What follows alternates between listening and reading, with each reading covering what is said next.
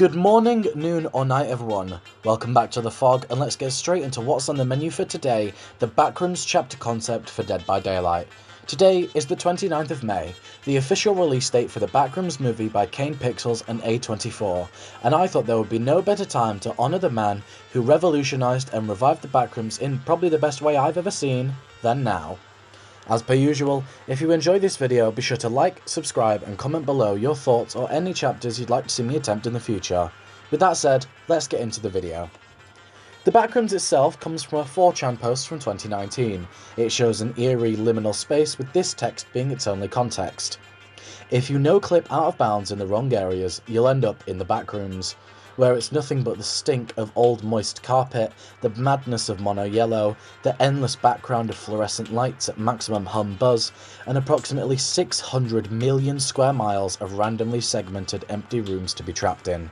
God save you if you hear something wandering around nearby, because it sure as hell has heard you.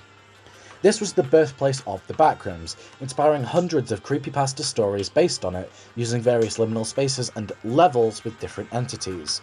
Though, over time, the Backrooms became oversaturated. People were just throwing in whatever they wanted because it was funny or creepy, which led to its decline. Then, out of the blue, a video appeared on YouTube on January 7th, 2022, by Kane Pixels. It was a found footage-style analogue horror focused on the Backrooms. This immediately drew massive attention for its style and ambiguous lore as the series grew larger and larger, drawing in lore theorists and Backrooms lovers alike. Many had fallen out with the Backrooms community after the slop had taken hold, and were excited to see Kane's use of the Backrooms return to horror as intended. The series is impeccable, and I absolutely encourage people to watch it since the story is nowhere near finished, but I can give you the basic rundown of what we have so far.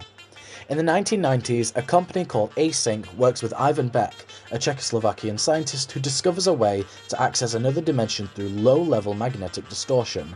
This alternate dimension is often referred to as the Complex or the Backrooms, and Async has plans to transform this vast and seemingly endless space into a residential complex, housing millions with uses in storage, residence, and transportation alike, working alongside the Department of Energy.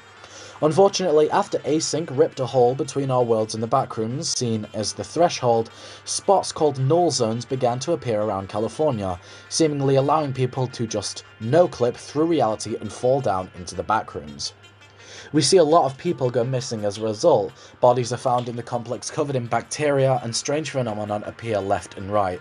From Peter Tench jumping forward in time and getting separated from his expedition team, to Marvin E. Lee encountering a life form that mimics human speech and acts incredibly aggressive.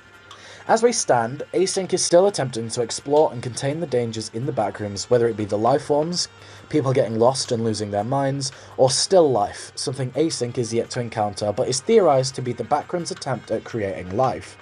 There's also the green glow, which some theorise is the energy which allows the Backroom to grow and expand.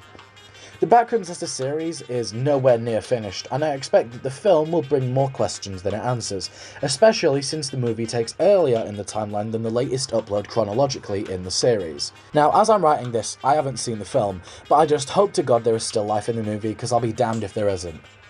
Now, how do we go about adapting Kane Pixels' Backrooms into Dead by Daylight? Well, we have a surprising amount of options. Initially, there is a lot of characters to be chosen for survivors.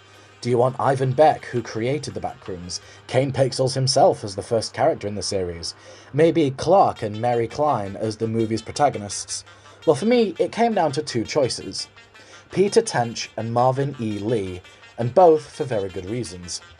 Peter is our first character to sort of go insane while in the Backrooms and actively escapes them after being stuck inside for so long, escaping presumably into the outside world after being presumed dead by Async. Marvin, on the other hand, is the first Async explorer to encounter a life form, and he's also shown on many of the expeditions into the complex, making him a proved survivor. And as well as these two, we also have our brand new killer, the life form. Now, let's get onto the concepts, shall we? Starting with our bacterial friend, the life form. The life form is a tall, 4.6 meters per second killer with a 32 meter terror radius. It is a sentient colony of Hay bacillus, grown and mutated by the Backrooms into an aggressive stalker hunter that preys the Backrooms endlessly in search of new victims. The life form's ability is out of bounds. Special environment, the complex. At the beginning of a trial, underneath the main map, a copy of the trial will be spawned with no props or objects, only basic walls and floors in the style of the Backrooms with extra walls. Main buildings are replaced with complexes of walls and windows, and occasionally crouching spots that can only be accessed if a survivor crouches. Survivors inside the Backrooms are unable to read auras. While inside the Backrooms, the killer is undetectable. This is made up for by the lifeform having an exceptionally loud breathing and walking noises, requiring survivors to track the lifeform in the Backrooms via sound. No objects like generators, totems, lockers, pallets, breakable walls, chests or hooks will spawn inside the Backrooms.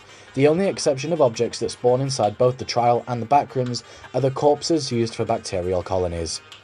Special ability, Null Zones. The lifeform is able to navigate between the trial and the Backrooms by opening null zones. Opening a null zone will either send you to the Backrooms or return you to the trial. Since the trial and the Backrooms are mirrored, you are able to navigate by understanding trial placement. When you leave or enter the Backrooms, you leave behind a null zone. Null zones in the trial are marked by a shifted texture, and in the Backrooms they are marked with red tape. If a survivor falls into a null zone by walking into it, they will be sent into the Backrooms. If survivors want to escape the Backrooms, they need to find other null zones inside to leave the trial, which are indicated by a small wind chime audio cue. Special event, the green glow. When a survivor leaves the Backrooms, the least populated section of the map will be replaced with the complex. Walls, textures, objects, and other trial properties will be replaced by the Backrooms. This does not affect generators or hooks, as they will remain in the contaminated part of the trial. Corpses are now also able to spawn inside this contaminated zone at an increase of 50 seconds. The green glow will then grow the contaminated area by 1 tile every 5 null zone uses by survivors. Special ability, Bacterial Propagation. Across the map, corpses will periodically fall into the Backrooms and into the trial every 60 seconds. The lifeform can interact with these corpses to create bacterial colonies. There can only be a maximum of 8 colonies on the map at once, and they will not despawn unless turned into still life and killed. The lifeform is able to move between these bacterial colonies in a teleport-style ability. There is no limit to how many times you can teleport to a colony, but each time you do, it resets the timer of still life. Special enemy, Still Life. After the lifeform turns a corpse into a bacterial colony, there is a 100 seconds countdown. This countdown is signified by the brightness of the colony aura. If the colony has a darker aura, it is closer to becoming still life. Still life is a kind of enemy that mutates from bacterial colonies. They are incredibly fast, running at 4 meters per second and have a detection radius around 20 meters. If a survivor enters this detection radius, the still life will begin rapidly running towards them, vaulting over windows and pallets. Still life will give chase until they either injure a survivor, revealing them through killer instinct, or after 10 seconds when they lose interest. Survivors can drop pallets on still life to kill them. The lifeform is still able to teleport to still life, however doing so will cause it to die and be unusable for the rest of the match. The lifeform is also able to use a basic attack on still life to kill it. As you can see, the lifeform's ability is the Backrooms itself, since I felt just standing it as a map wouldn't do it justice. Now, would this be an absolute nightmare to code? Yes, but I'm a concept designer, not a coder. As per usual, the lifeform comes with 3 unique perks. Unfamiliar Nostalgia. This perk activates whenever a generator is revealed. Instead of just revealing 1 generator, this perk causes all survivors to see 2 auras, 1 real and 1 fake, within 6, 7 or 8 meters of the killer. Unnatural Mimicry. This perk causes survivors every 1.5 minutes to hear the sound of a generator being completed.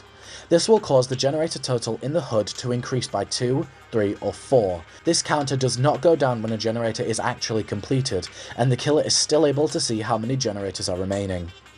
Fallen Through. This perk causes 3 pallets at the beginning of the trial to start broken. Survivors must interact with these broken pallets for 8, 9 or 10 seconds if they want to restore them as standing pallets. Now, onto our 2 survivors, Peter Tench and Marvin E. Lee, starting with Peter. Peter Tench. After being lost inside the Backrooms and transported through time, he convinces himself that Async wants to hurt him, running back into the complex only to kill his former teammate in an attempt to escape back to the surface. As he does so, a fog swirls around him and he's back in the complex again, though it's not the complex as he knows it. Peter Tench comes with 3 unique perks. Pseudocide. This perk allows you to gain a token each time you heal another survivor for 1 health state. Upon gaining 5, 4, or 3 tokens, you are able to activate this perk, causing a scream to be heard from the furthest possible generator from you. The killer will hear the scream, and upon going to the generator, they will find an illusion of you working on this generator. This illusion will run from the killer for up to 10 seconds before being automatically downed and dissipating. Wrong place, wrong time. This perk can only be activated once per match. When you activate this perk, you will become broken. You will remain broken until you come within 2, 3, or 4 meters of the killer. Upon doing so, you will gain a health state after 0.5 seconds. Persecutory Delusion. This perk cannot be activated while exhausted and can only be activated when within 10 meters of another survivor. This perk will cause you to scream and give you a boost of 7% haste for 10, 15, or 20 seconds. You will then become exhausted for 100 seconds. And now, onto our next survivor, Marvin E. Lee. Marvin was the lead expeditionary and scientist for Async, the man behind the camera as they explored the complex. He would fall into a tunnel and move to investigate what he believed to be someone in trouble, only to be met by a horrific creature that chases him. He escaped, but after long, the fog inside the complex seemed to get thicker and thicker, and now something felt a bit more off about the Backrooms. Marvin E. Lee comes with 3 new perks. Team Leader. This perk only activates when nearby to another survivor. Upon being injured, all survivors gain a 50% haste boost for 1.5 seconds, and you gain a 25% haste boost for 3 seconds. This perk has a cooldown of 140, 120, and 100 seconds. First Contact. This perk activates when you enter your first chase. During the chase, you gain the ability to gain a 30% haste boost for 3 seconds.